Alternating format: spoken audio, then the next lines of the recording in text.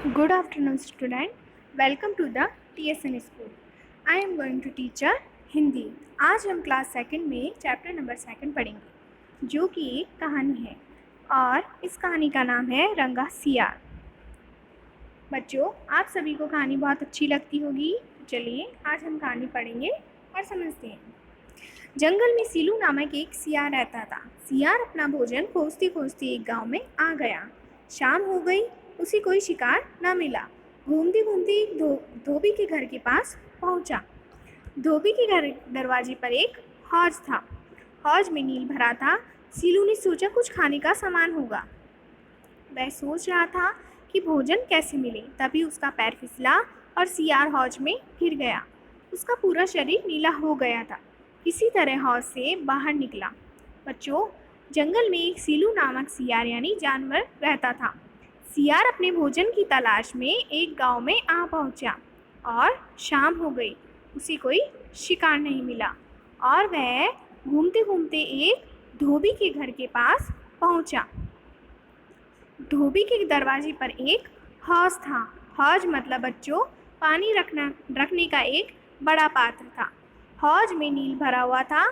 सीलू ने सोचा कुछ खाने का सामान होगा. उसने देखा कि उसने एक सामान होगा खाने का. वह सोच रहा था कि उसे भोजन कैसे मिले और सोचते सोचते उसका पैर फिसल गया. वह उस पानी के पात्र में जा गिरा. उसका पूरा शरीर नीला हो गया था.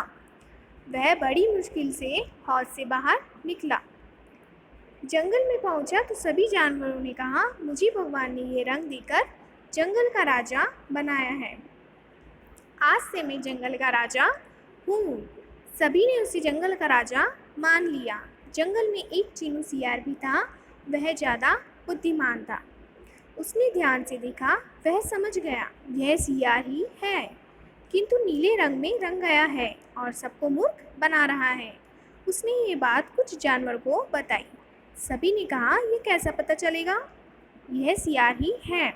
सियार ने कहा कि आज रात सभी एक स्थान पर इकट्ठा हो. रात में मैं हुआ हुआ की आवाज़ करूँगा. देखिए बच्चों, जब वो सियार अपने जंगल पहुँचा तो उसने सभी जानवरों से कहा कि मुझे भगवान ने ये रंग देकर जंगल का राजा बनाया है. और वो सियार बोला कि आज से मैं इस जंगल का राजा हूँ. सभी ने उसे जंगल का राजा मान लिया. उसी जंगल में एक बुद्धिमान चीनू नामक सियार रहता था. उसने उस सियार को बड़े ही ध्यान से देखा और वह समझ गया था कि यह तो सियार ही है और सबको मूर्ख बना रहा है, सबको झूठ बोल रहा है. उसने ये बात सभी जानवरों को बताई और सभी जानवरों ने फिर बोला कि ये कैसे पता पड़ेगा. उसने एक तरकीब बनाई. उसने बोला कि हम सभी जानवर रात में एक ही जगह इकट्ठा होंगे और मैं हुआ हुआ की आवाज़ करूँगा. मेरी आवाज़ सुनकर सियार होने के कारण वह भी हुआ हुआ करेगा. सभी जानवरों ने चीनू सियार की बात मान ली. रात को जब सन्नाटा हो गया तो सभी जानवर उस सियार के पास इकट्ठा हुए. चीनू सियार ने हुआ हुआ की आवाज़ की. सीलू सियार भी रात के अंधेरे में हुआ हुआ करने लगा. सीलू सियार को हुआ हुआ करते देख सभी जानवरों ने उसकी खूब पिटाई की. जब उसने सबसे क्षमा मांगी तो सभी जानवर उसे चीनू सियार के पास ले गए और चीनू सियार ने क्षमा कर दिया और बोला कि दोबारा काम ऐसा मत करना. देखिए बच्चों, जब वह हुआ हुआ की आवाज़ करने लगा तो सीलू सियार भी उसी तरह हुआ हुआ की आवाज़ करने लगा. उस समय सभी जानवर उसकी पिटाई की और सभी जानवर उसको चीनू सियार के पास लेट गए. चीनू सियार ने कहा कि दोबारा ऐसा काम मत करना और उसे क्षमा कर दिया. तो बच्चों, आपको ये कहानी अच्छी लगी? इसी के बाद बच्चों देखिए, नीचे दे रखा है कुछ अभ्यास प्रश्न. पहला प्रश्न आता है हमारे, सही विकल्प पर सही का निशान लगाना है. सीलू गिर गया. हमने अभी कहानी में पढ़ा था सीलू किस में गिर गया, हौज में या नदी में. तो इसका आंसर होगा बच्चों सीलू नदी। हौज में गिर गया। हौज के सामने अपन सही का निशान लगाएंगे। नेक्स्ट पेज पे चलते बच्चों। हौज का पानी था। हौज का पानी कैसा था बच्चों? नीला या हरा? नीले पे अपन सही का निशान लगाएंगे। चीनू था। महामूर्ख या बुद्धिमान? चीनू बुद्धिमान था। बुद्धिमान पे हम सही का निशान लगाएंगे। सभी जानवरों ने चीनू सियार की बात नहीं मानी या मान ली? मान ली पे हम सही का निशान लगाएंगे। इसके बाद प्रश्न दूसरा, ऊंचे शब्द द्वारा रिक्त स्थान की पूर्ति कीजिए। जंगल में सीलू नामक का एक सियार रहता था। धोबी के दरवाजे पर एक हौज था। सियार हौज में गिर गया। सियार का शरीर नीला हो गया। मैं जंगल का राजा हूँ। चीनू सियार बहुत बुद्धिमान था।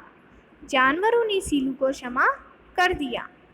इसके बाद बच्चों प्रश्न तीसरा आता है। निम्नलिखित प्रश्नों के उत्तर लिखिए। हमें प्रश्न दे रखे हैं और उत्तर तैयार करने हैं। हौज में क्या भरा था? हौज में नील भरा था। सीलू हौज में कैसे गिर गया? सीलू का पैर फिसला और वह हौज में गिर गया। चीनू सियार ने कैसी आवाज़ निकाली? सियार ने हुआ हुआ की आवाज़ निकाली। अंत में चीनू ने सीलू को क्या कहा? दोबारा ऐसा काम कभी मत करना।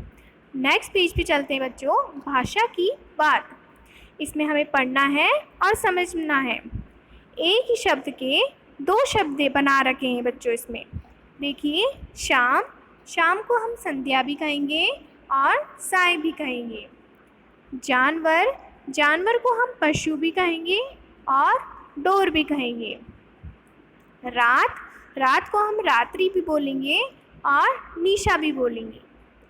बुद्धिमान, बुद्धिमान को हम समझदार भी बोलेंगे और ज्ञानी भी बोलेंगे। प्रश्न 2 पे चलते हैं। सुमेलित कीजिए, यानी कि हमें प्रश्न क को प्रश्न ख से मिलान करना है। मूर्ख, मूर्ख का होगा बच्चों बुद्धिमान। चालाक, चालाक का होगा बच्चों सरल। समीप, समीप का होगा दूर।